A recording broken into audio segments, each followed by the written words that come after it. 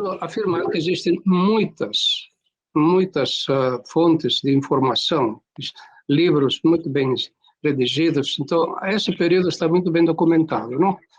Então, o que eu fiz é recolher, basicamente são textos gregos que eu recolhi, e estou apresentando, então, aqui na forma do Word, que vamos acompanhar todos aqui, se vocês me permitem, não? Vamos acompanhar a evolução e a história como eu encontrei da melhor maneira possível, não? Desses anos que seria, está anotado aqui que tem que ser de 1932 a 35, não?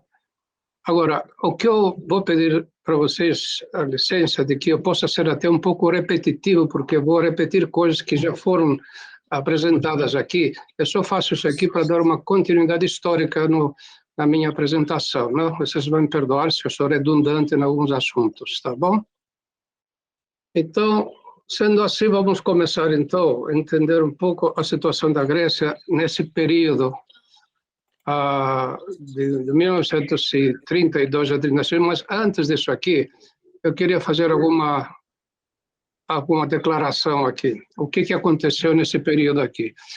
Durante o período dos 17 anos, desde a assinatura do Tratado de Lausanne, que foi em 1923, como você sabe, que foi de extrema importância e continua sendo discutido, e é a base da negociação com a Turquia, porque a Turquia realmente quer renunciar a esse tratado aí, não?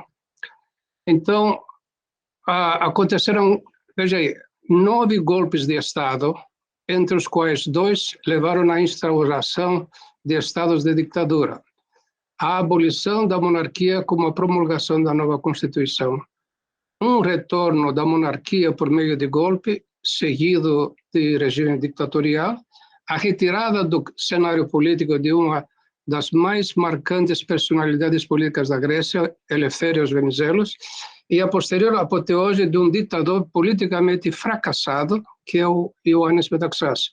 Este período terminou de maneira sangrenta com a Segunda Guerra Mundial, que deixou um legado triste para o futuro e foi seguido de profunda divisão na sociedade grega. Estes são os acontecimentos que deixaram marcas indeléveis no país. Um breve calendário desses eventos que nós vamos agora acompanhar. De 1928 a 32, os 4 últimos anos do governo Venizelos. Depois nós vamos ver um pouquinho a biografia de Venizelos para entender essa grande personalidade que foi para a Grécia, o Elefthérios Venizelos. Em 1930, nós temos o Pacto Grego-Turco entre os 2 países, assinado por Venizelos e Inonu. Em 1933, o Panagis Tsaldaris, líder do Partido Popular, ganha as eleições. Entretanto, os liberais, que é o partido do Venizelos, temem o retorno da monarquia. Existe uma grande divisão, obviamente, entre os monárquicos e os não monárquicos. Eu não sei por que a minha apresentação parou um pouco a tela.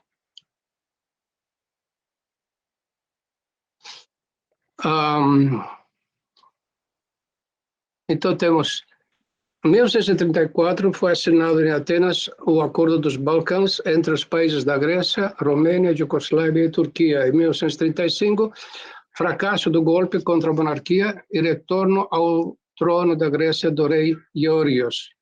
Em 1936, os grandes líderes políticos da Grécia, Venizelos, Tsaldaris, Kondylis e Papanastasiou, morrem na sequência. Veja aí, em 1936 foram embora esses 4 líderes. Em 1936, o rei suspende alguns artigos da Constituição e o Metaxás instala o regime ditatorial. Então, nós vamos falar um pouco da 1932, vou repetir um pouquinho daquilo que já foi apresentado pelo nosso colega Kapotás. Default da Grécia, o Pacto Grego-Turco em Ankara, as eleições parlamentares gregas de 1932, o movimento, Grécia se chama de movimento, que de fato é um golpe de Estado de Plastiras, de 6 de março de 33, o governo que se sucedeu que é de Othonius, governo Panagios Saldares de 1932, o governo Panagios de 1933, a segunda tentativa de assassinato contra Eleftherios Venizelos. Depois eu quero mostrar um pouco, acompanhar com vocês a personalidade de Eleftherios Venizelos e de Panagios Saldares. Esses são os dois grandes políticos desse intervalo histórico. E depois o Pacto dos Países dos Balcãs, de 1934, que está sendo caracterizado como uma tentativa infrutífera de entendimento dos países dos Balcãs. O ano 1932, uma pequena introdução. 10 anos depois da catástrofe de Ásia Menor, a Grécia vive uma nova aventura. O país declara default. O período da estabilização e do esforço da modernização dos anos 28 a 32 termina. O panorama político se transforma e começa uma nova época que é denominada pela impossibilidade do país de enfrentar as exigências do Conselho de Credores e detentores dos títulos, os chamados bondholders. Esta situação de inadimplência vai conduzir o país, depois de alguns anos, inexoravelmente à ditadura de Metaxás. Aqui simplesmente coloquei que eu encontrei uma fotografia histórica. Vocês veem aqui o ministro Goebbels de propaganda, não, do Hitler. Isso aqui foi em 1936, ele e a esposa dele, ele aqui e a esposa dele, que depois eles mesmos se lembram desse, cometeram suicídio. E aqui você tem o famoso ditador grego de Metaxás, Ioannis Metaxás. Agora, vou repetir um pouquinho algumas ideias que eu recolhi sobre o default da Grécia. Vocês me perdoem porque vou ser um pouco repetitivo ou redundante. A falência da Grécia foi oficializada em maio de 1932 com a declaração de suspensão de pagamentos pelo governo de Eleftherios Venizelos em consequência do inchaço da dívida externa do país devido à crise econômica internacional e à diminuição das exportações. Os pedidos internacionais de Eleftherios Venizelos para dar apoio à Grécia em suas obrigações de dívida não tiveram resultado positivo, resultando no abandono do padrão ouro, rápida desvalorização e posterior falência. Em 1927, Eleftherios Venizelos retornou à Grécia e foi aceito como Messias pelo governo grego. Depois de muita reflexão, a pressão dos que cercavam, ele revogou sua decisão de 4 anos e renunciou à política e voltou a ela como líder do Partido Liberal, conhecido em grego como Koma Philaeleftheron. Em 23 de maio de 1928, a magnitude da vitória eleitoral dos venizelistas na eleição de 19 de agosto foi inesperada, mesmo para o seu próprio líder. Os venizelistas elegeram 178 deputados com uma maioria esmagadora no parlamento. A economia grega tomou medidas de estabilização nos 2 anos de 26 a 28. O dracma se estabilizou, aliás, seria a dracma, desculpem, se estabilizou após 15 anos de desvalorização contínua. Assim, em 1928, a dracma aderiu ao famoso padrão ouro. O padrão ouro era um mecanismo para converter moedas por meio de uma paridade em relação ao preço do ouro. Quando Eleftherios Venizelos assumiu o governo do país, apresentou um programa particularmente otimista e ambicioso de investimentos públicos necessários para colocar a Grécia no caminho de desenvolvimento e reabilitar os refugiados do desastre da Ásia Menor. Esse extenso empréstimo seria coberto principalmente por capitalistas ingleses que já haviam investido pequeno capital depois de 1922, mas agora estavam dispostos a aumentar sua presença na Grécia. O controle da política monetária e das taxas de câmbio foi atribuído ao Banco da Grécia, que foi fundado na época justamente para esse fim, tendo como primeiro presidente o Alexandros Diomides. Até 1931, nada previa a avalanche de eventos negativos que se seguiram. A Grécia teve 3 orçamentos superavitários consecutivos, mas sua dívida externa havia sido inflada por empréstimos contraídos pelo governo de Venizelos, principalmente na cidade de Londres. Especificamente, a dívida externa dos 4 anos, de 1928 a 32, aumentou a 27,8 bilhões, de 27,8 bilhões a 32,7 bilhões, ou seja, 17%. A grande crise financeira internacional começou com a incapacidade da Alemanha de continuar cumprindo suas obrigações financeiras insustentáveis da Primeira Guerra Mundial e se intensificou com o colapso dos preços das ações na Bolsa Americana de Wall Street. A economia da Grécia foi imediatamente pressionada, pois suas exportações, que basicamente eram produtos agrícolas, tabaco e outros produtos, foram drasticamente reduzidas, assim como as remessas de gregos na América. Veja aí, isso, naquela época, era um importante fator econômico para o país. Os gregos que imigravam para a América, eles devolviam, eles depositavam, mandaram dinheiro para a Grécia. Eu não sabia pessoalmente de que era dessa importância toda. Esses dois acontecimentos adversos agravaram a balança comercial externa, exercendo uma pressão insuportável sobre o dracma. Venizelos decidiu travar a batalha da dracma. Se a dracma não permanecesse forte contra a libra esterlina e outras moedas, seria impossível para ele pagar o serviço da dívida pública já inflada. Em outras palavras, se ocorresse a desvalorização da dracma, a dívida externa quase duplicaria. O crítico mais consistente da política governamental, além de Dimitrios Máximos, era então Kyriakos Varvarezos, conselheiro especial do Banco da Grécia e um dos principais economistas gregos do período entre guerras.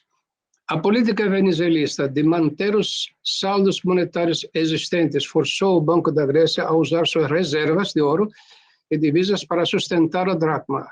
Isto teve o efeito de dispersar rapidamente suas pequenas reservas, colocando o pessoal financeiro da Grécia, no início de 1932, em uma posição muito difícil. Ao mesmo tempo, o Estado estava tributando as importações e reduzindo a circulação de dracmas no mercado, tentando controlar as constantes pressões especulativas que a Grécia sofria. A única solução possível para o impasse iminente era o empréstimo externo, não mais para financiar projetos, mas para sustentar a dracma como moeda estrangeira. Eleftherios Venizelos decidiu tratar do assunto pessoalmente e garantir os empréstimos externos que apoiariam sua política monetária. Viajou em janeiro de 32, sucessivamente para Roma, Paris, Londres, pedindo um empréstimo de $50 milhões nos próximos 4 anos, ou a Grécia abandonaria o padrão ouro e afundaria na desconfiança e agitação social. Em março, o Conselho Fiscal se reuniu em Paris, onde, entre outras coisas, seria discutida a questão da Grécia. Por 3 meses, se passaram praticamente todas as exportações da Grécia, haviam congelado. Outra vez estou um pouquinho aqui, deixa eu ver o que está acontecendo.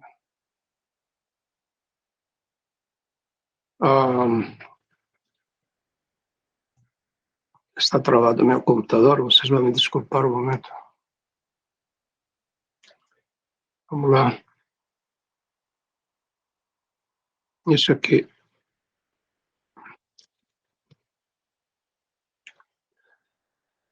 Bom, estou voltando.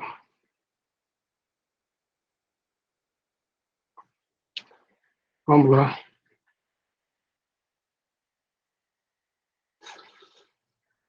Dos 3 meses que se passaram, praticamente todas as exportações da Grécia haviam congelado e o Banco da Grécia havia dado um terço das suas reservas cambiais ao Estado para que ele pudesse cumprir suas obrigações de empréstimo.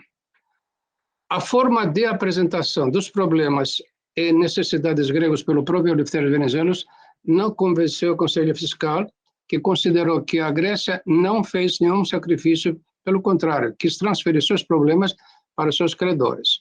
Eleftherios Venizelos continua pedindo desesperadamente ajuda e em abril de 1932 no Conselho da Liga das Nações dos Ministros das Relações Exteriores da Grã-Bretanha e da França, mas sem nenhum resultado tangível. Além das vagas promessas e desejos, não havia mais tempo para negociação e espera. Na quarta-feira, veja aí, 27 de abril de 1932, a Grécia abandonou oficialmente o padrão ouro, a dracma desvalorizou-se rapidamente em 5 de maio. Em 5 de maio, a taxa de câmbio com a libra esterlina caiu de 456 dracmas para 539, ou seja, 18% numa semana. No mesmo mês, o Estado formalizou sua falência, declarando uma moratória dos pagamentos. O prestígio de Venizelos foi irremediavelmente erodido na consciência popular, enquanto uma onda de greves panelênicas paralisava o país.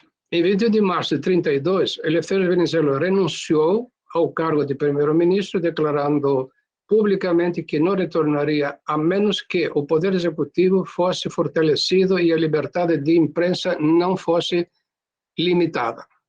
O cenário político muda e começa uma nova época caracterizada pela impossibilidade perante o Conselho dos Acionistas de credores estrangeiros de atender às demandas da administração da dívida.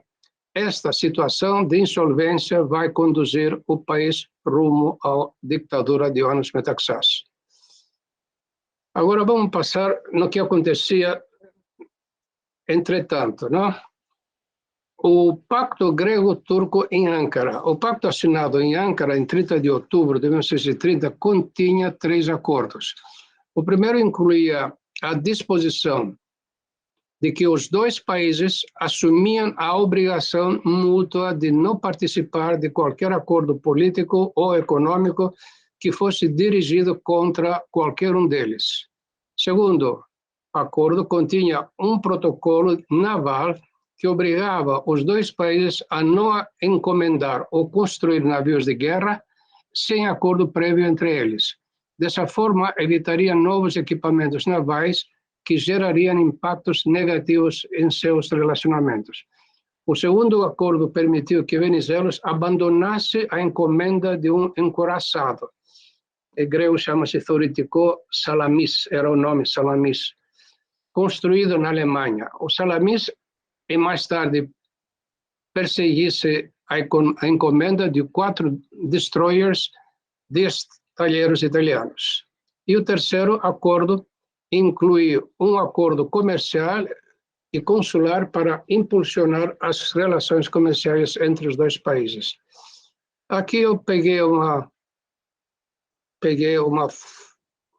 charge aqui da Eleftheron Vima, é o jornal que existia naquela época, hoje é chamado Vima, que é Passo, não?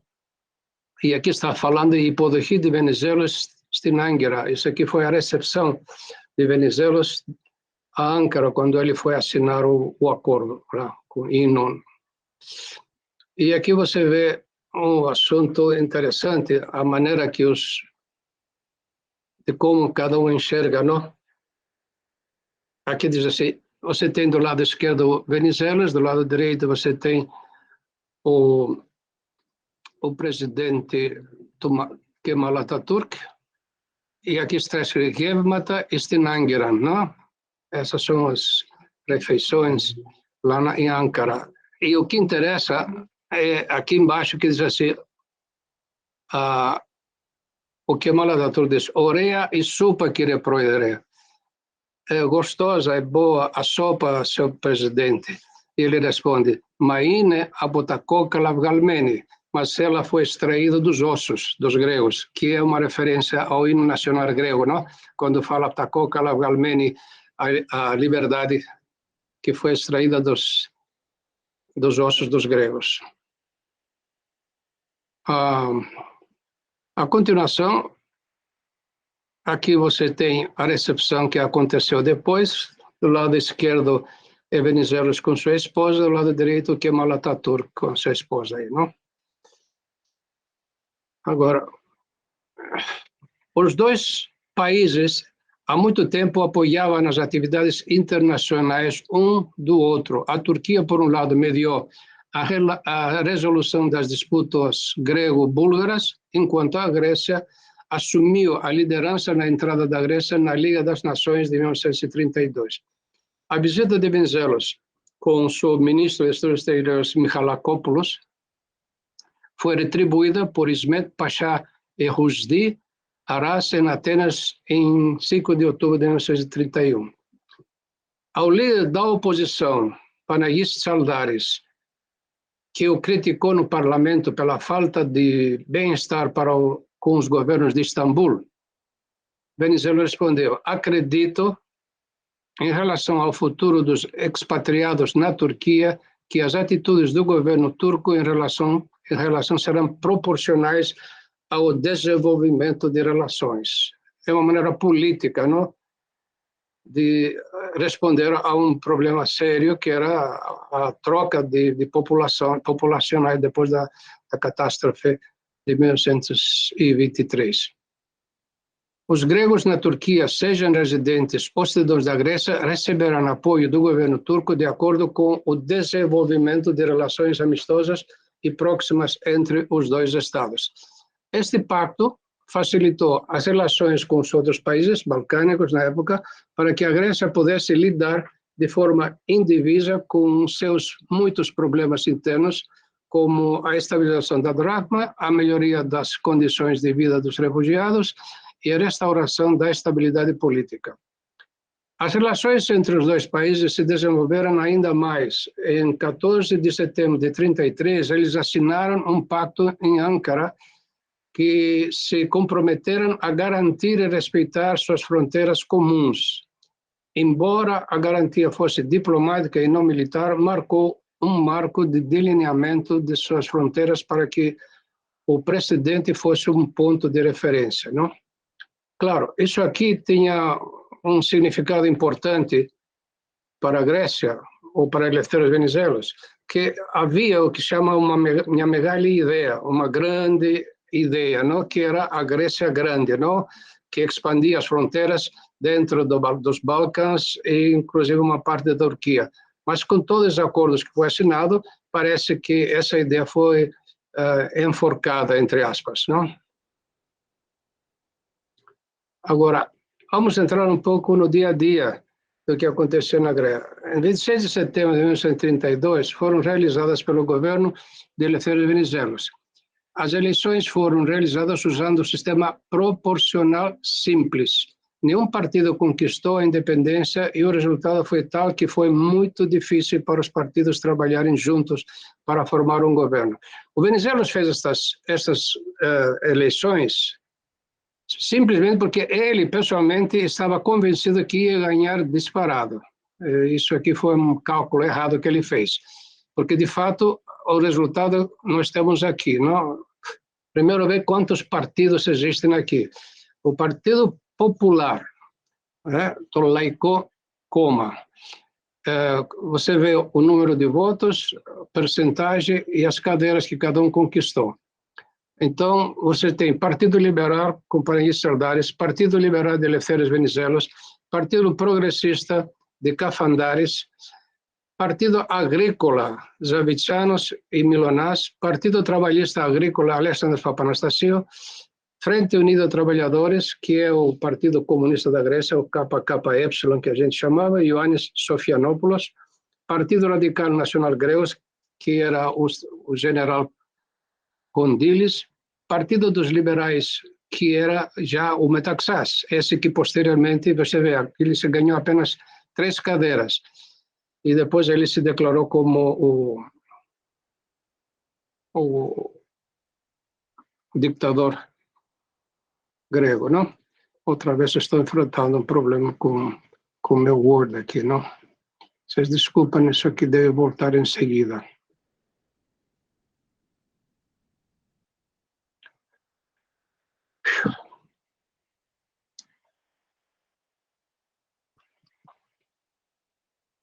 Vou ter que chamar o meu filho para me ajudar.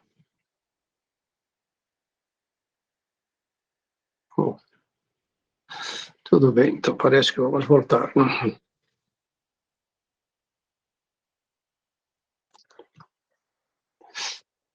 Então, No total, nós temos 1.171.637. Esse aqui é o total, o universo dos votos válidos, que esses dão lugar a 250 escaños, deputados.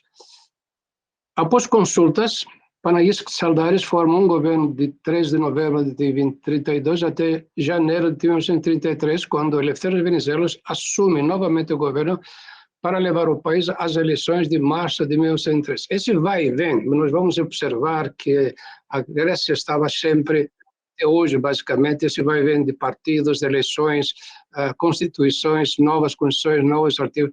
Foi muito, muito fluida a situação política da Grécia e continuou até depois da Segunda Guerra Mundial. Aqui eu estou colocando a composição do governo de Panaís Saldares, apenas para mostrar, talvez, algumas das pessoas que participaram aqui.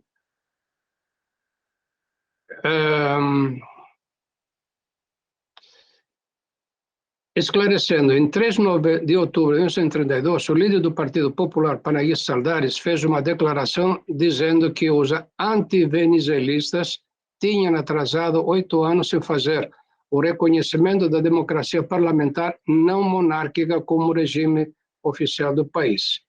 Quer dizer, era necessário dar uma garantia que não haveria nenhum movimento a favor da instauração da monarquia. Esta declaração tranquilizou, de fato, os militares democráticos que ameaçavam todos os tipos de intervenções se o primeiro-ministro monarquista assumisse. Os partidos se envolveram numa maratona de consultas para formar coalizões governamentais viáveis que durou quase um mês. Finalmente, em 4 de novembro, Panaís Saldares conseguiu formar um governo com a cooperação do partido de Condilis, que deixou as fileiras dos liberais, e Metaxás. O governo, com 106 deputados, apoiado de um total de 250, foi mantido no poder, pelo menos, veja aí, 2 meses e meio, graças ao voto de tolerância, entre aspas, do espaço dos liberais mais amplo. No entanto, a sessão parlamentar de 12 de janeiro de 1933, após intensos debates, Saldares levantou a questão de confiança e na votação que seguiu, o governo foi rejeitado, 91 votos a favor e 109 contra, de um total de 201 eleitores. No dia seguinte, o primeiro-ministro apresentou sua renúncia. O vai e vem das cadeiras, não? O governo de Elefthérios Venizelos, de 1933, o último governo de Venizelos, assumiu após a perda de confiança do parlamento no anterior governo de Panaís Saldares. Elefthérios Venizelos, por sua vez, formou uma coalização governista de partidos liberais centrado no céu, que, no entanto, devido ao anúncio das eleições de 5 de março de 1933, não compareceu no parlamento. A coligação Oposição Unida de Saldares venceu as eleições por uma pequena margem, com uma percentagem de 46,19% e 136 deputados contra 46,32% e 110 lugares na coligação nacional venezuelista. Na própria noite das eleições, o general Plastiras organizou, sem a aprovação e sem a intervenção do governo, outro golpe a fim de derrubar os resultados das eleições. No entanto, o golpe falhou e Plastiras foi forçado a entregar o poder ao Orthoneos. Tem um H aí. Eu só quero lembrar algumas das pessoas, dos personagens políticos que apareceram naquela época. Caramba. Ioannis Rallis era um dos seus ministros, não? Esse personagem político grego foi combatente da guerra da Macedônia, Macedonicos Agonas, não? E somente que ele foi o colaborador das forças de ocupação alemãs e o primeiro ministro do governo, que em grego chama-se docilogos, né? Era germanófilo e dedo duro. De 7 de abril de 43 a outubro de 44. Então, foi ele que governou, entre aspas, Grécia, durante a ocupação alemã. E depois tem o Stephanopoulos, foi um grande político que ele perdurou por muitos anos. Foi um importante ator político da área de centro-direito da cena política grega de pós-guerra.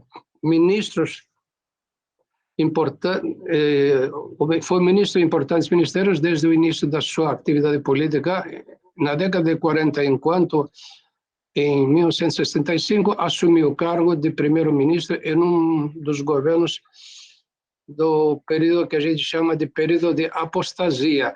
Não sei se vocês lembram, não sei se eu vivi esse período lá, havia um problema de que a Grécia ficou sem um governo porque por um levantamento da ala política, no caso, que queria governar, e o rei instaurou um novo governo.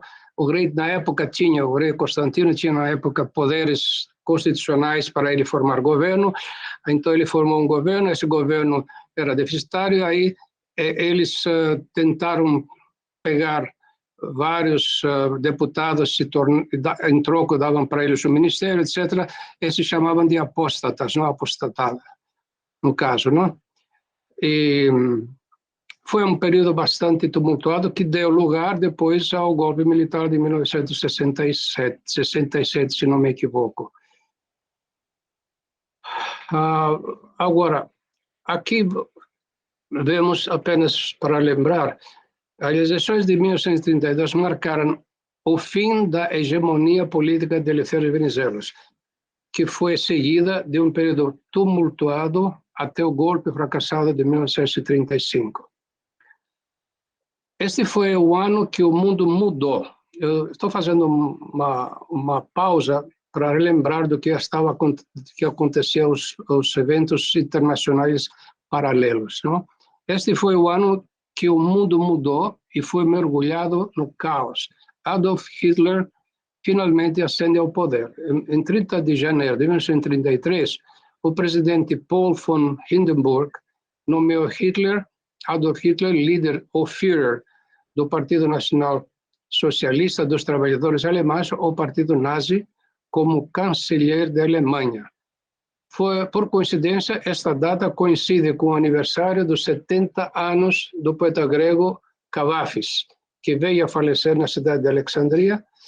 Kavafis foi reconhecido universalmente um dos maiores poetas do seu tempo. Agora vamos entrar numa fase paralela, consecutiva, não, da vida política tumultuada da Grécia. Vamos falar do movimento ou do golpe do Estado de Plastiras, o que tinha acontecido nesse intervalo de importante. Estou enfrentando problemas de novo, eu não sei porquê, alguém está trabalhando contra mim.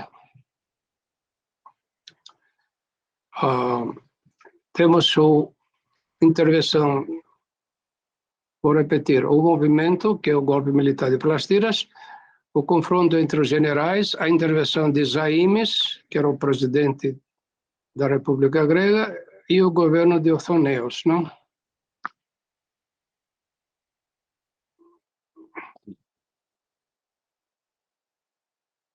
Eu tenho sucessivos problemas aqui, preciso entender por quê e como.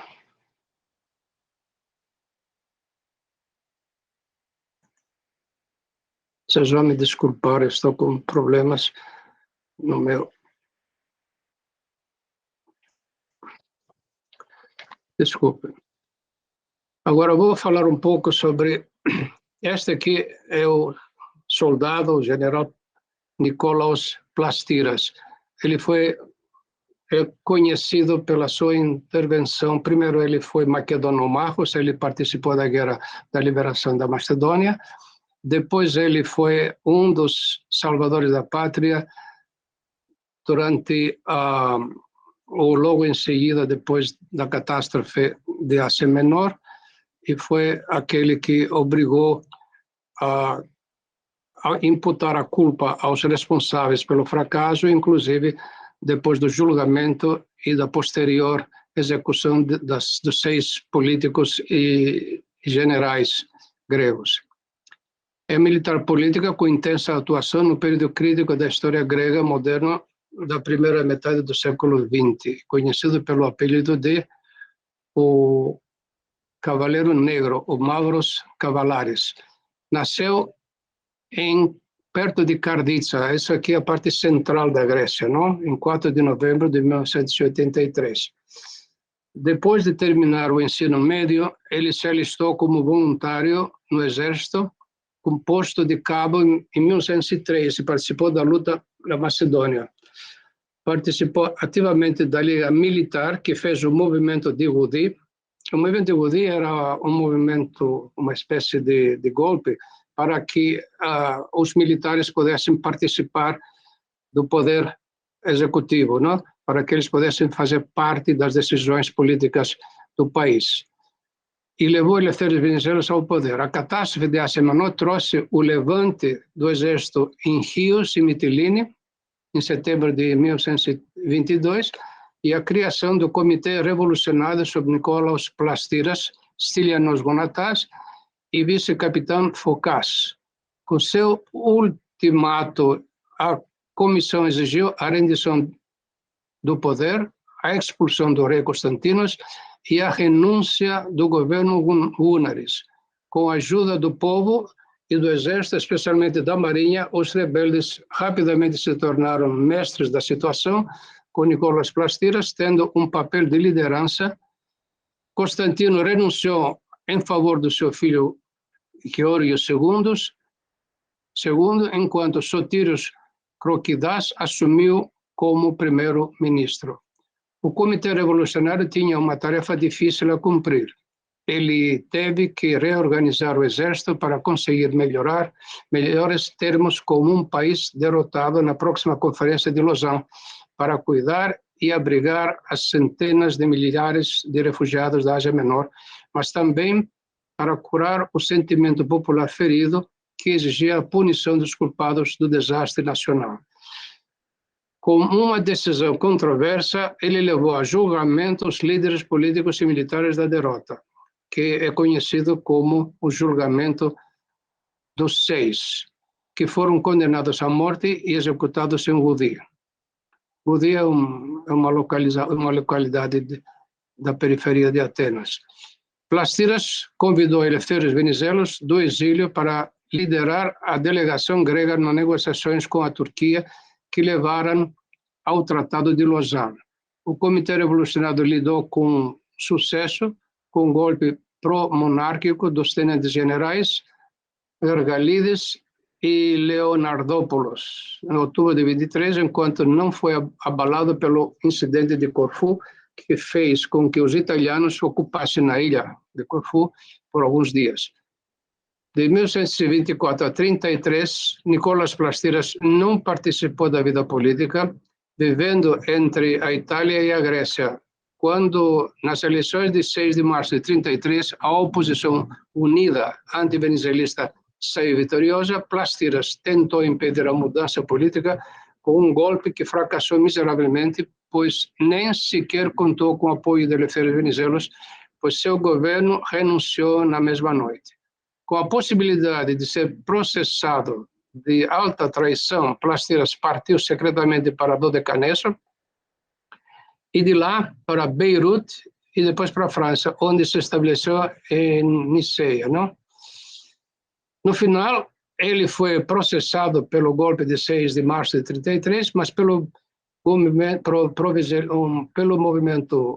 provenzelista de 1º de março de 1935, embora estivesse longe da Grécia, foi condenado à morte junto com Venizelos.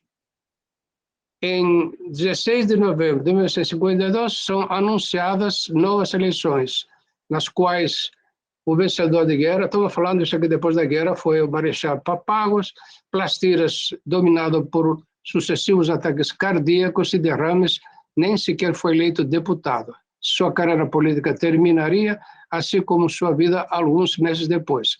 E ele dará seu último suspiro em 26 de julho de 1953, devido a outro ataque cardíaco maciço.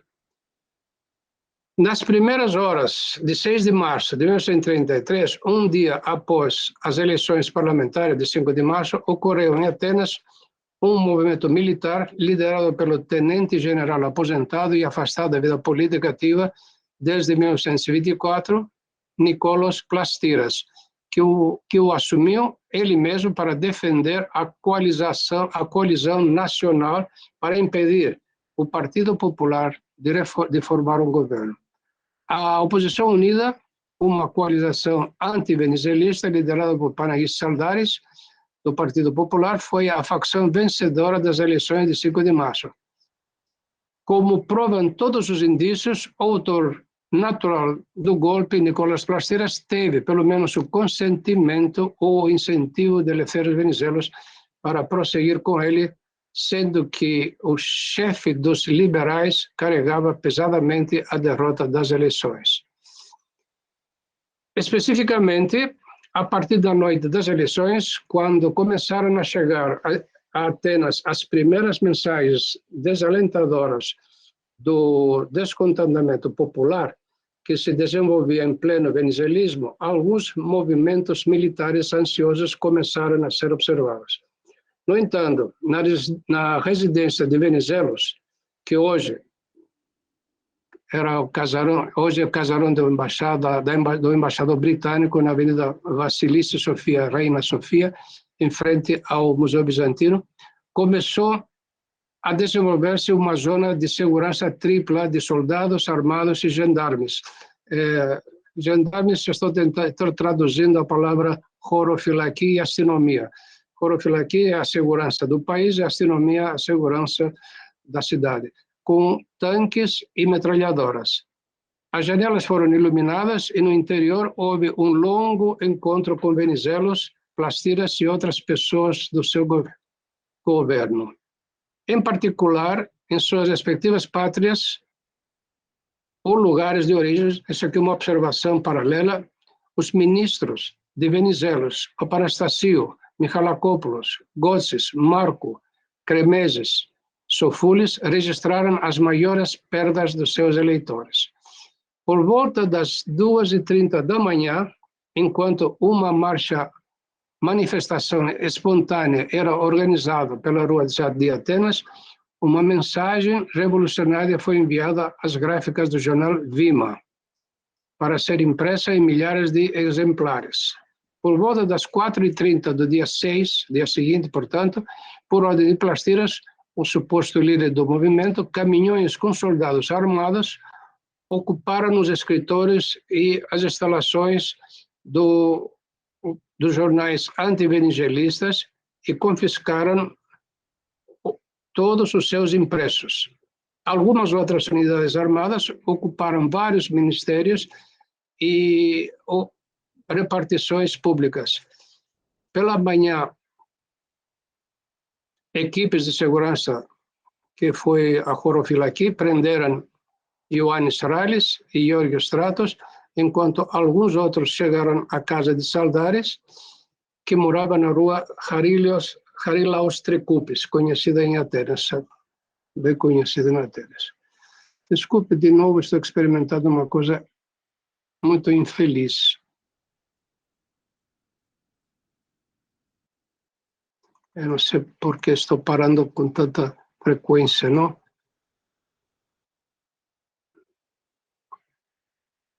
Bom, vamos ver aqui agora. Ok.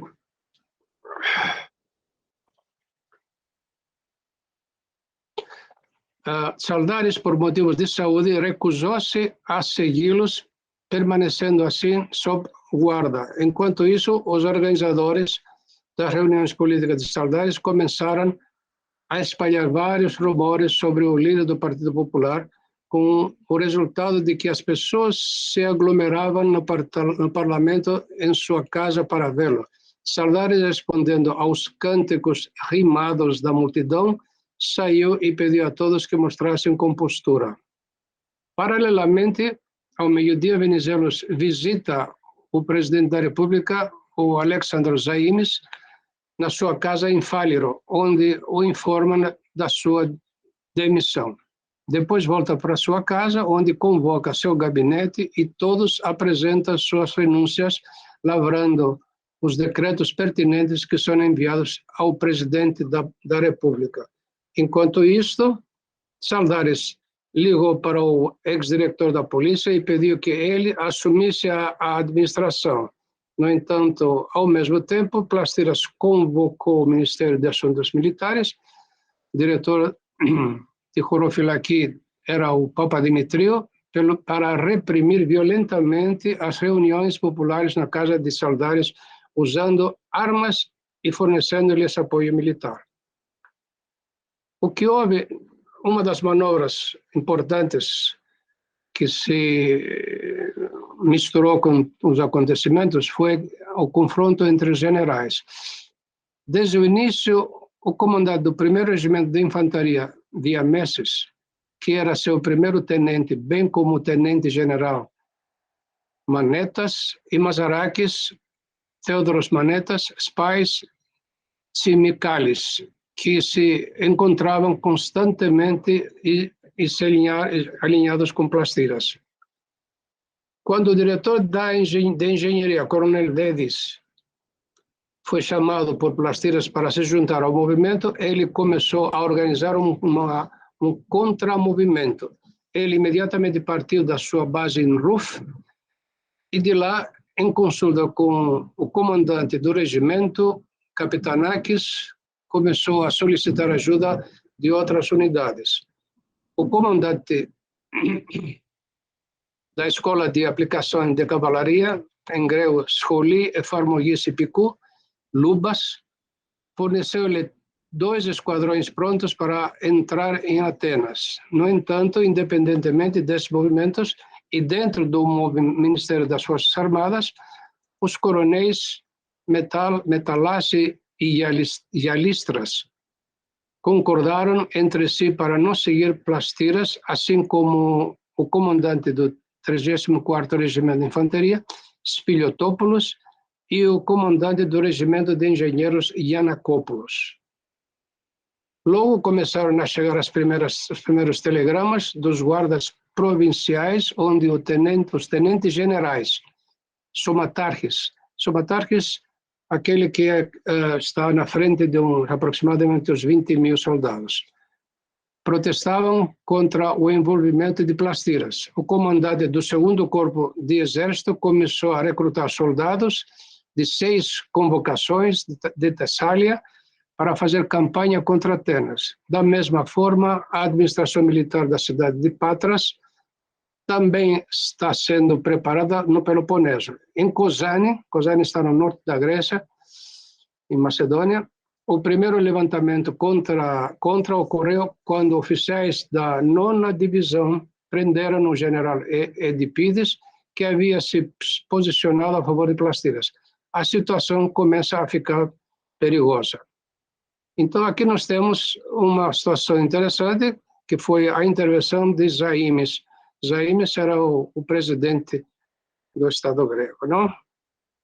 Assim sendo, à tarde, enquanto os aviões despejavam panfletos com o discurso de Plastiras, o presidente Zaimes, quando recebeu o decreto de demissão de Venizelos e foi informado por ele que Plastiras procedeu à imposição de uma ditadura para evitar a repetição de desvios ocorridos em 1120, embora seu discurso apoiasse, de fato, o contrário, ele enviou o general Tarsulis tanto a Saldares como a ordem de impor a ordem com seu prestígio e todas as forças legais quanto ao Ministério de Assuntos Militares, a fim de entrar uma solução para desarmar a situação. A este convite, o presidente os generais venezuelanos, alarmados com a possibilidade de derramamento de sangue, deram a solução, que o Conselho Supremo de Tenentes Generais assumisse temporariamente o poder, reprimisse o movimento e depois entregasse o poder ao governo. Othonius também aceitou esta solução como a condição de aquiescência de Saldares. Em última análise, esta solução foi aprovada por todos os lados. Assim, com a solução aceita para Othonius formar um governo provisório, o golpe Philoroice. Eu procurei, isso aqui uma palavra do grego clássico, Philoroice, Philoroi, a queda das folhas e a perda da força, não? Então, aos poucos foi se desvanecendo o golpe e por volta das primeiras horas da noite, Nicolás Prastiras foi para sua casa sem qualquer assédio. No entanto, o movimento havia prevalecido, mesmo criando um Estado de Direito, porém Prastiras foi forçado a entregar o poder que havia conquistado de fato ao Estado sucessor. Um governo de tenentes generais, sob a liderança de Alexandros Othonius, que foi nomeado com o consentimento de Saldares, de Venizelos e a aprovação do presidente Alexandros Zaimis para evitar derramamento de sangue. O levantamento da lei marcial que Prastiras havia decretado foi realizado por um decreto do novo governo temporário, o que prova que Prastiras, de certa maneira, foi reconhecido como o único no poder. E o governo de Othonius, veja aí, de março de 1973, foi formado imediatamente após a suspensão do movimento de Nicolás Prastiras, a fim de entregar o poder ao vencedor das eleições de 5 de março, que era o Panagiotis Saldares. O golpe de Prastiras, que visava impedir que o campo anti-venezuelista tomasse o poder, fracassou graças à mobilização do presidente da República, mas também dos altos oficiais do exército venezuelistas que se opunham a ele. Após as consultas pertinentes com todas as partes interessadas, foi acordado que o Supremo Conselho dos Tenentes Generais assumiria temporariamente o governo do país até que a situação se acalmasse e ocorresse a transição do poder. É isso aqui, o mapa das eleições, dos resultados das eleições parlamentares de 33. Nós temos duas frentes grandes, a oposição unida, formada por Partido Popular, Partido Radical, Partido Livre Pensadores, Agricultores Unidos, com Saldares, Condiles e Ioannis Metaxás. E depois, do outro lado, temos a Coligação Nacional, que era o Partido Liberal, que era o Partido de Eleftherios Venizelos, Partido Progressista, Partido Trabalhadores de Agricultura, Agricultores Unidos, Partido Conservador Democrático, e depois uma terceira, num instante bem inócua, mas presente, foi o Partido Comunista Grego, Partido Agrícola Grego, Partido de Frente dos Trabalhadores da Agricultura, Organização Comunista e Bolchevique Leninista Arquimarxista, como LEA, chamado lá, não? Desculpem de novo, tenho um intervalo aqui de refresh. Eu não sei porquê, pela primeira vez eu estou com problemas no meu computador. Está me ouvindo? Oi? Domingos? Perfeito, ouvimos muito bem. Desculpe a interrupção, mas eu vou imediatamente voltar assim que o meu computador me permitir.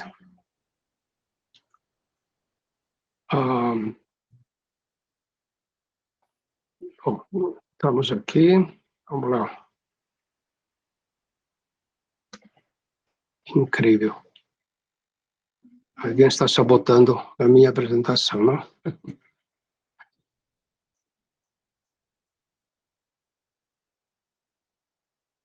Ok.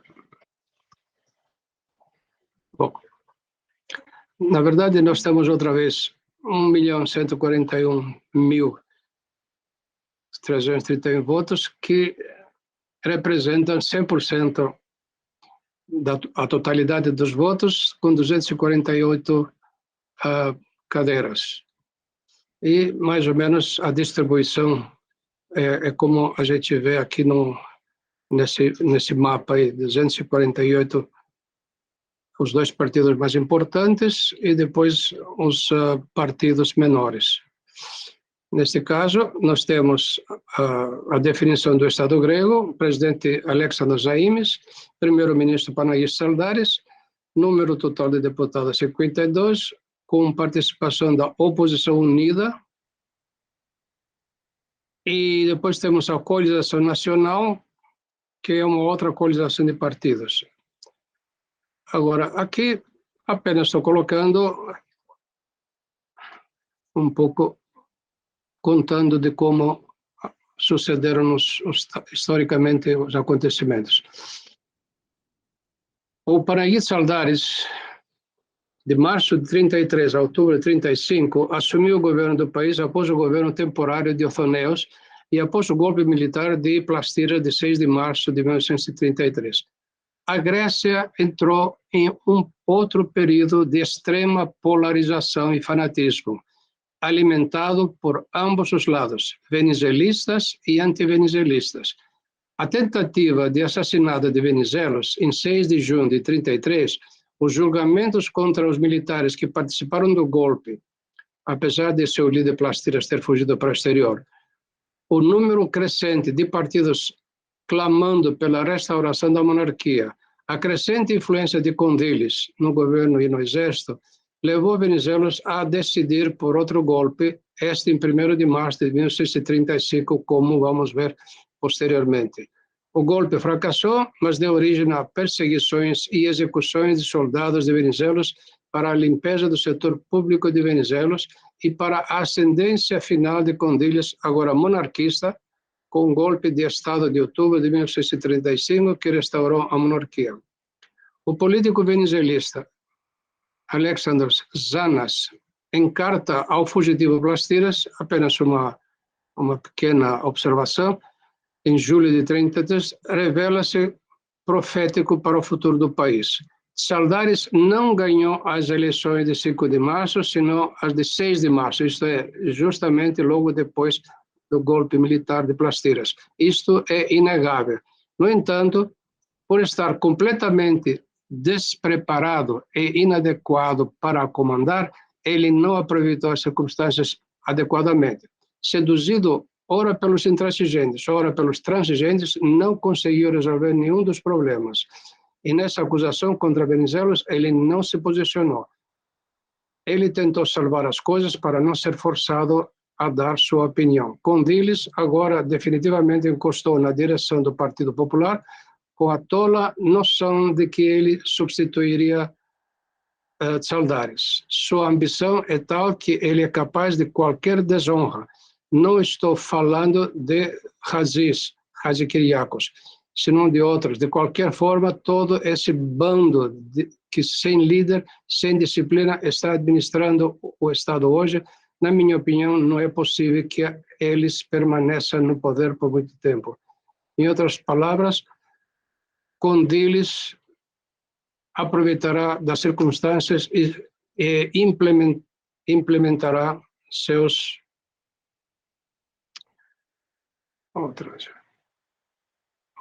Desculpe, em outras palavras, Condilis tentará aproveitar das circunstâncias e implementar seus planos.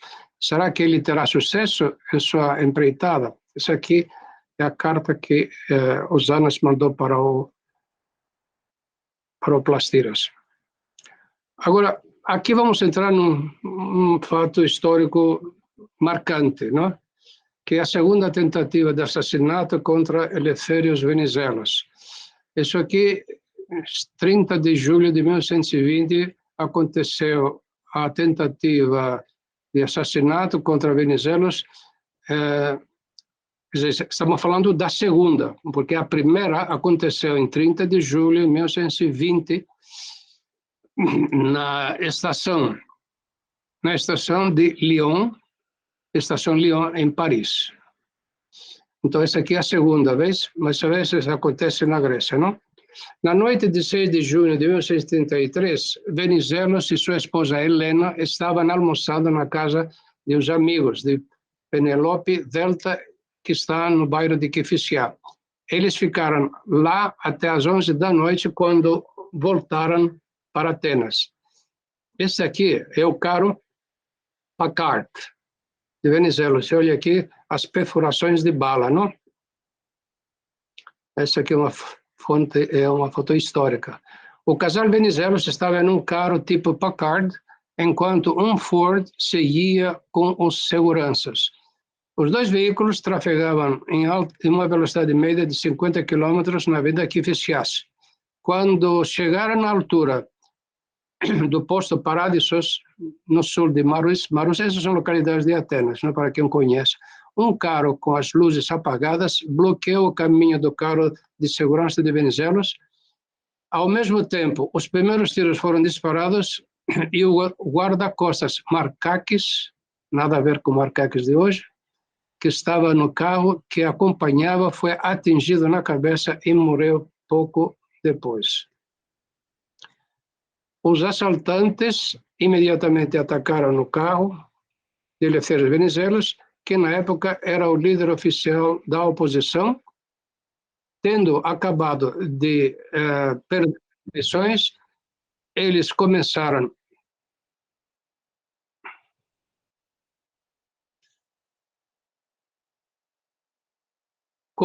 a atirar em grupos. Venizelos manteve a compostura e ajudou sua esposa a descer do Packard, ao mesmo tempo instruindo o seu motorista Ananis Nikolaos a desenvolver velocidade para escapar dos seus perseguidores. Desculpe. Logo, e apesar da reação de Venizelos, o copiloto maior Kufo Yanakis desembarcou para atrasar o carro dos assassinos. O carro de escolta, devido à sua idade, ficou fora de combate e não pôde dar proteção ao etnarca. Etnarca é o Venizelos e sua esposa.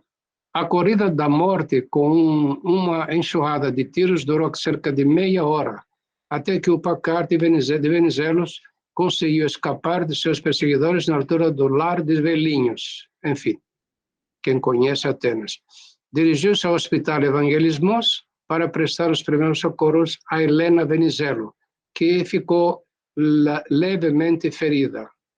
Em pouco tempo, toda Atenas estava falando da tentativa e muitos amigos e associados de Venizelos o visitaram em Evangelismos, no hospital. Durante o período entre guerras, o país foi atormentado pela luta entre venizelistas e antivenizelistas, republicanos e monarquistas, o que acabou levando à derrubada do parlamentarismo e à imposição da ditadura militar de Metaxás em 1936. Vamos ver aqui agora. Eu não sei se vocês querem fazer algum alto ou fazer alguma observação. Eu estou tentando recuperar de novo o meu computador, não?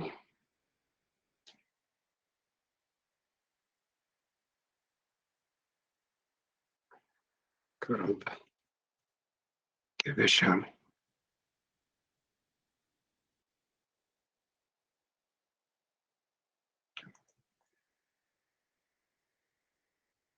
Vamos lá.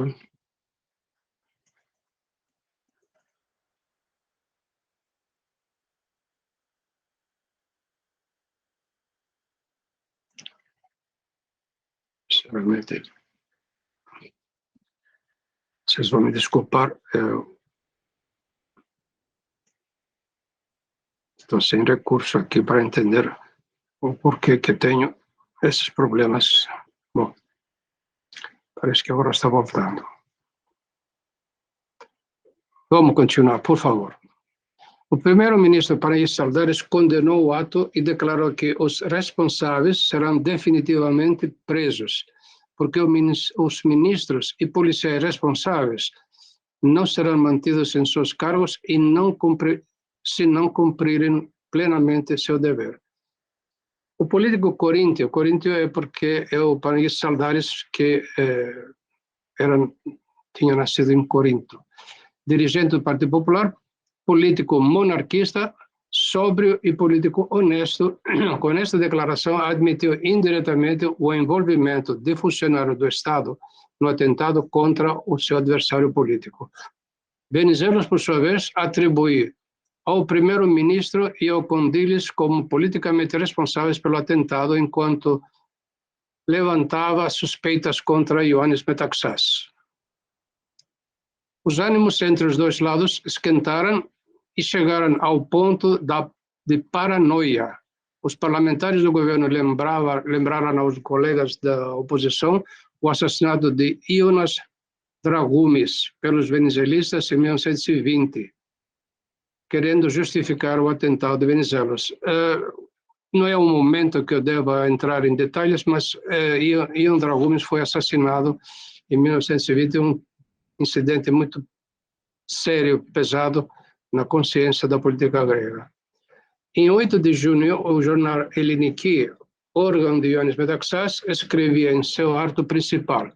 Veja aí, essas são palavras de um futuro ditador.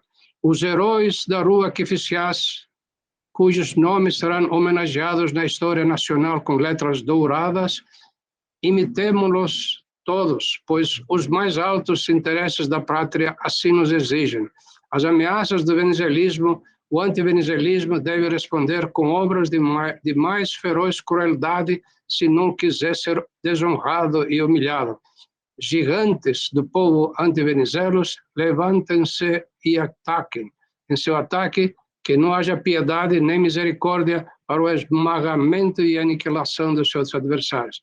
Quando vocês ouvem essas palavras, eu pelo menos, eu lembro palavras que se repetem com a mesmo vocabulário, a mesma ferocidade de todos os ditadores que passaram e estão passando pela história, não? Em 10 de junho de 1933, o promotor Zorzakis, apesar da pressão, ordena a prisão do comandante de Chorofilakia Ioannis Polychronopoulos, seu irmão Nikolaos, que era comerciante, os policiais macacos Zamalucas e o arquibandido, o cara que realmente a única profissão que ele tinha era o matador profissional, Carathanassis, que havia sido anistiado. A prisão de um policial de alto escalão é muito impressionante, pois ele tinha sido escolhido pessoalmente pelo primeiro-ministro. Surgiram indícios de autoria moral para 2 deputados do Partido Popular, o ministro do Interior, Ioannis Rallis, aquele que depois foi primeiro-ministro durante o tempo dos alemães, da ocupação alemã, o deputado Itilo Petros Mavromichalis. No entanto, a maioria governante não concordou com o levantamento da sua impunidade parlamentar. O julgamento dos acusados da tentativa de assassinato contra Eleftherios Venizelos foi marcada, veja aí, 1935, não? No bando dos réus, um total de 18 estarão sentadas, entre elas 2 policiais de alta patente, Ioannis Polychronopoulos e Athanasios Dikeos, acusados de serem os autores morais e os 4 perpetradores físicos, liderados pelo bandido Carathanassis, que havia sido preso por oficiais venezuelistas aposentados enquanto a polícia atrasava as prisões. Durante a audiência, badalada, seria revelado que 2 milhões de dracmas com um financiador desconhecido foram disponibilizados para o atentado contra Eleftherios Venizelos. O julgamento nunca terminou, foi adiado indefinitivamente. porque mediou o movimento venezuelista de 1º de março de 1935, que terminou em fracasso e contribuiu para o domínio das forças pró-monárquicas que trouxeram George Iório II de volta ao exílio. Agora, se vocês me permitem, eu vou fazer uma breve leitura da biografia de Elefthérios Venizelos. Eu faço isso porque, durante essa época tumultuada da política grega, o grande personagem realmente foi Elefthérios Venizelos. Eu conhecia o Elefthérios Venizelos por tudo que tinha ouvido, etc., da minha infância, não?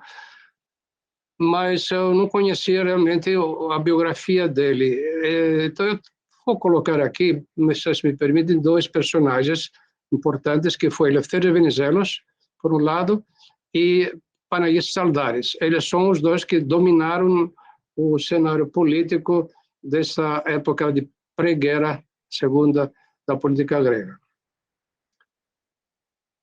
O maior político da Grécia moderna, que associou seu nome à visão da grande Grécia e megale ideia por antes, ele dominou a vida política do país de 1910 a 1936. Sua ação política causou intensas paixões por muitos anos e se refletem nos conceitos de venezuelismo e anti-venezuelismo.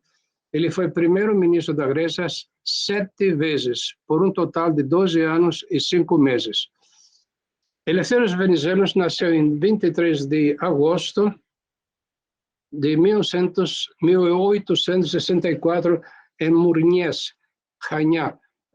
Esse aqui é um pequeno lugarejo perto da cidade de Chania, ou Candia. E foi o 5º filho do comerciante Kyriakos Venizelos Styliani Plumidakis. Sua família foi forçada a deixar Creta em 1966 porque se envolveu na revolução contra os turcos. Essa revolução que vocês devem lembrar que continuou muito sangrenta até a decretação da liberdade de Creta em 1900, se não me equivoco, em 1996. Assim, Elefthérios Venizelos foi forçado a aprender suas primeiras letras na ilha de Siros, para onde sua família fugiu. Ele terminou seus estudos de ensino médio em Atenas e Chania, para onde retornou após a Revolução. Seu pai queria que ele se tornasse um comerciante, claro, mas o jovem queria ampliar seus horizontes e preferiu estudar Direito na Universidade de Atenas. Em 1986, obteve o doutorado em Direito com honras e retornou imediatamente a Chania, onde começou a exercer advocacia e se envolver na política local. E a autonomia, a total autonomia de Creta foi conquistada no ano 1913, não? Que foi a união definitiva, a anexação definitiva da ilha de Creta com a Grécia continental. No parlamento de Creta, por onde foi regularmente enviado desde 1987 como seu representante pelo povo de Chania, distinguiu-se pela sua eloquência retórica e pelas suas ideias políticas. Ele pertencia ao Partido Liberal, o Partido dos Pés Descalços, como era conhecido em Creta, porque era apoiado pelas classes populares da ilha. Desde então, Venizelos não perdeu nenhuma ação revolucionária contra os turcos. Quando, em 1888, as quatro grandes potências, Inglaterra, França, Itália e Rússia, declararam a autonomia da Creta com o príncipe George da Grécia como alto comissário. Venizelos foi nomeado conselheiro, ministro da Justiça do Estado de Creta. Mais tarde, porém, ele entrou no conflito com o rei George Iórios. Em 1901 foi obrigado a renunciar e declarar a Revolução dos Thérissós. em 1905, com o objetivo de retirar o príncipe da Creta e unir a mega ilha com a Creta, não? Novamente.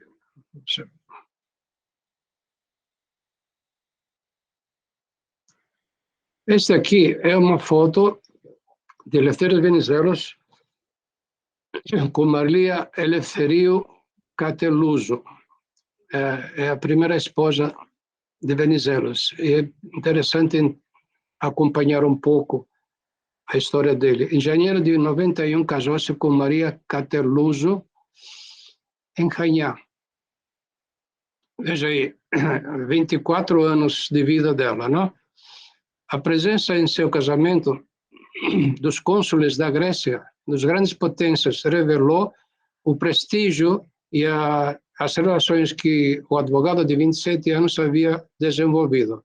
Após o casamento, o casal se instalou na imponente casa de Halepa e teve 2 filhos, o armador Kyriakos Venizelos e o militar político Sofocles Venizelos, que é dos meus tempos, que se tornou primeiro-ministro do país no início da década de 50.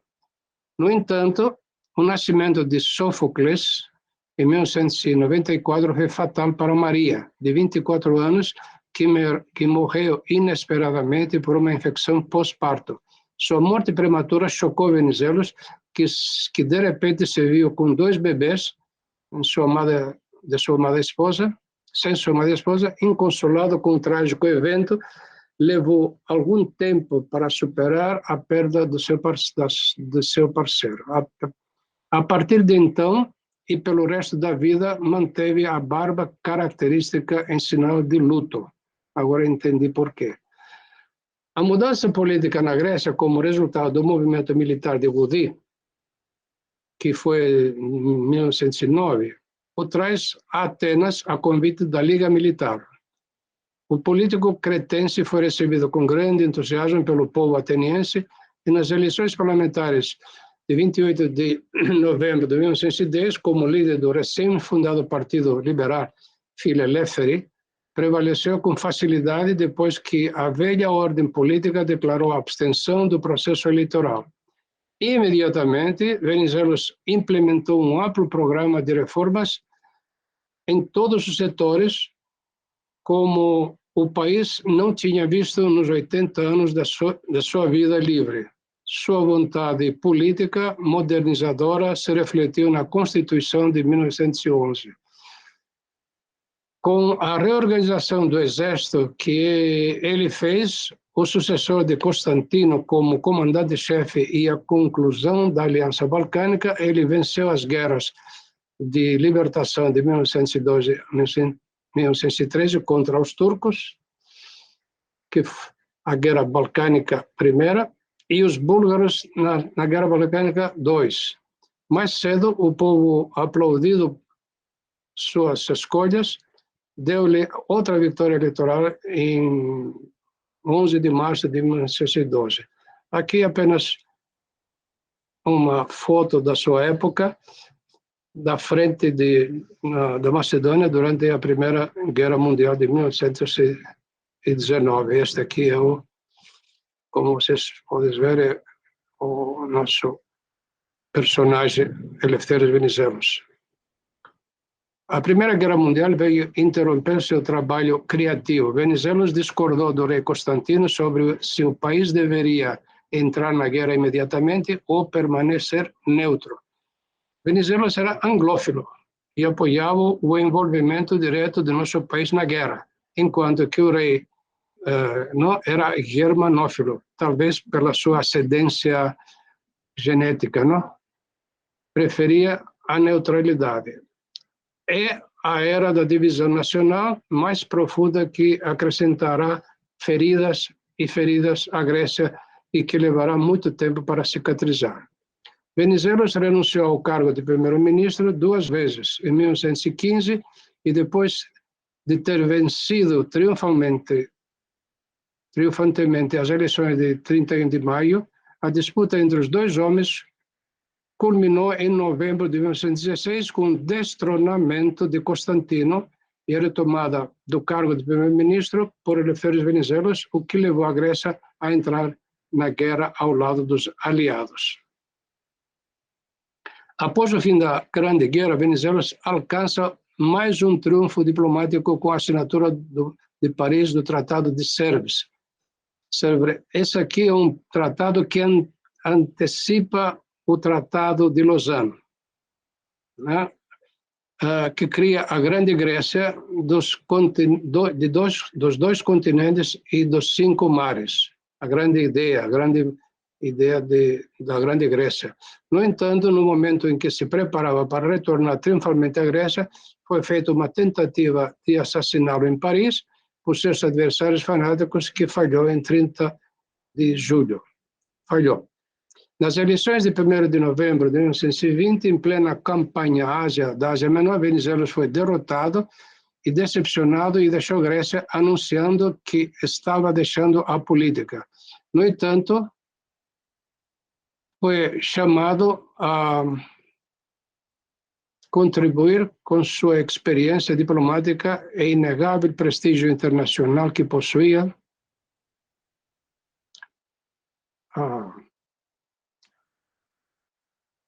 na formulação do Tratado de Lausanne. Essa aqui foi, ao meu ver, uma das maiores e melhores contribuições à história da Grécia contemporânea, que definiu as fronteiras, basicamente com a Turquia, que são as fronteiras que nós mantemos até hoje, inclusive a inclusão de todo o Egeu, o Mar Egeu, com as ilhas que ficaram com a Grécia, não?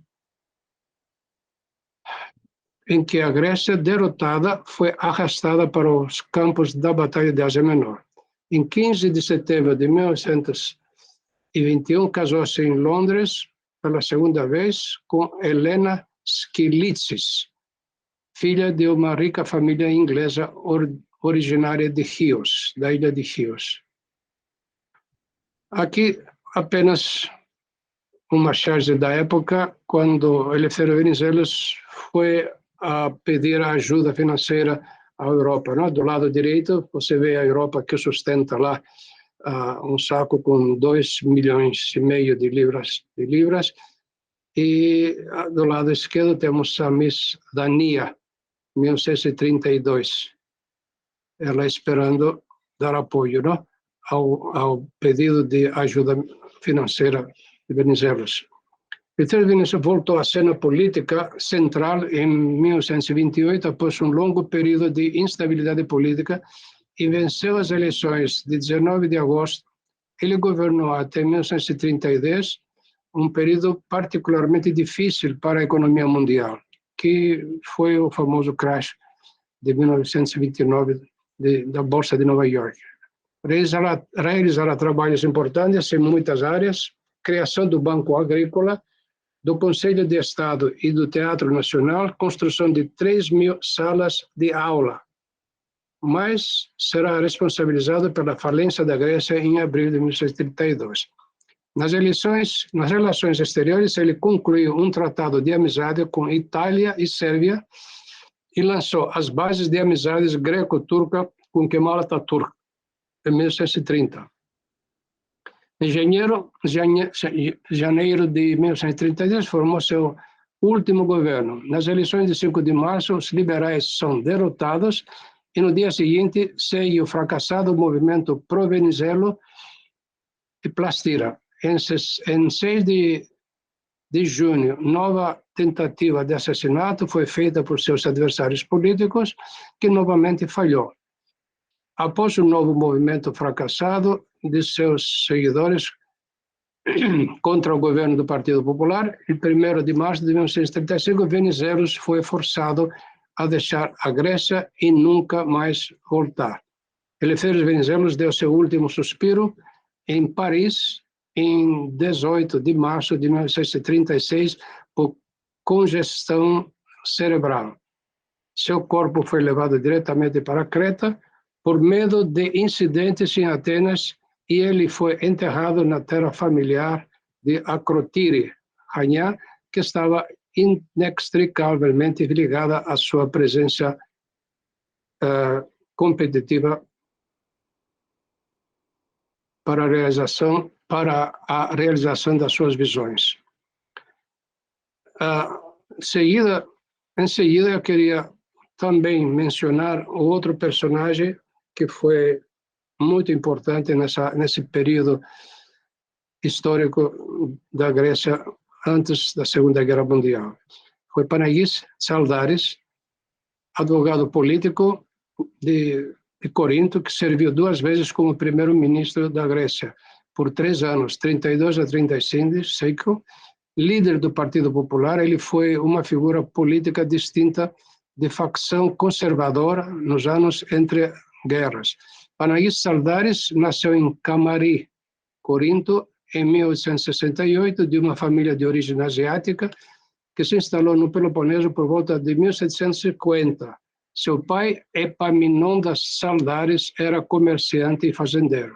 Frequentou a escola primária da sua cidade, Stoxilócastro, e a escola secundária em Corinto. Estudou na Faculdade de Direito de Atenas, recebeu o título de doutor honoris causa. Em 1890 foi nomeado advogado no Tribunal de Primeira Instância de Patras, e no mesmo ano foi para o estrangeiro para estudos de pós-graduação. Frequentou cursos de Direito nas universidades de Göttingen, Leipzig e Paris. Ele chamou a atenção, o boletim lá na Grécia chama-se Endiktiko, não? Você vê aqui, Endiktiko, Panagis Tsaldaris, 14 anos, não? O pai dele é comerciante, não sei o quê, terceiro ano, não? E a pontuação que ele recebeu foi de Kalista. Kalista é o mais alto, quer dizer, excelente, não? E também era umas 2 coisas, era a pontuação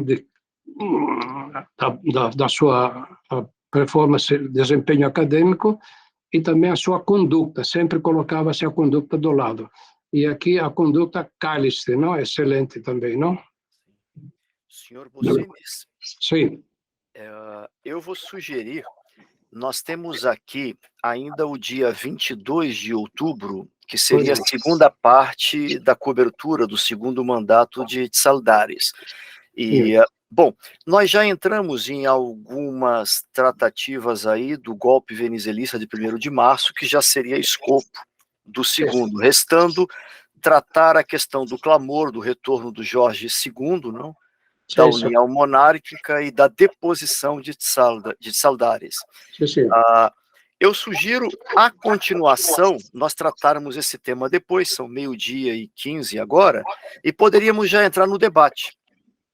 Sim, da minha parte eu paro onde vocês acharem. Eu sei que o texto está um pouco cansativo, porque são repetições. Está rico, está bastante rico, não? Então, eu encerro. Pois não. Eu posso dar continuidade do que estamos falando, quer dizer, a única coisa relevante depois disso seria o Tratado dos Balcãs, não? Que eu vou deixar para depois, se vocês querem. Perfeito. Para o próximo encontro nosso aqui, que eu poderia juntar a minha apresentação do dia seguinte, não? Que seria basicamente colocar, você vê lá o Pacto Balcânico de 1934, não? E continuar depois com a resposta do governo aos golpes, etc., e a instalação da monarquia, não? A restauração da monarquia.